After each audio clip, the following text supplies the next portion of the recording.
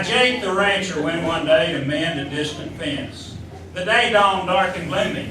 The clouds rolled gray and dense.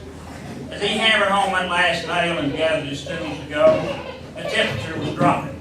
The snow began to blow.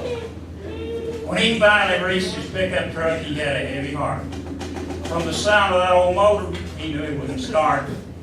So Jake then did what we might do if we'd been sitting there. He humbly bowed his head and said a little prayer.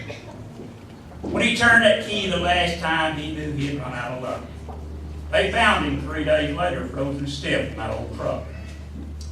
Now Jake had been around in life and done his share of roaming. When he saw heaven, he was surprised. It looked like it was Wyoming. Of all the saints in heaven, Jake's favorite was St. Pete. He's at the pearly gates, you know, his job to meet and greet.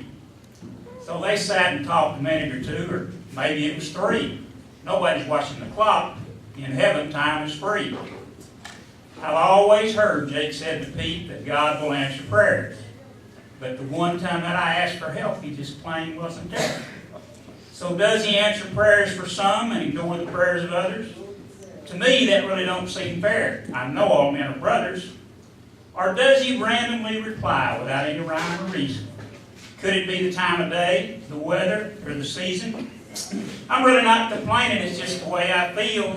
And I figured since I stand here, I'd ask you, what's the deal? Well, Pete waited patiently until old Jake was done, and with a smile of recognition, he said, so you're the one. That day your truck wouldn't start, you sent your prayers flying, you gave us all a real bad start. With all of us trying, 1,000 angels flew to check the status of your file, but you know, Jake, we hadn't heard from you in quite a while. Yes, God does answer prayers, and He doesn't have a quota, but He didn't recognize your voice.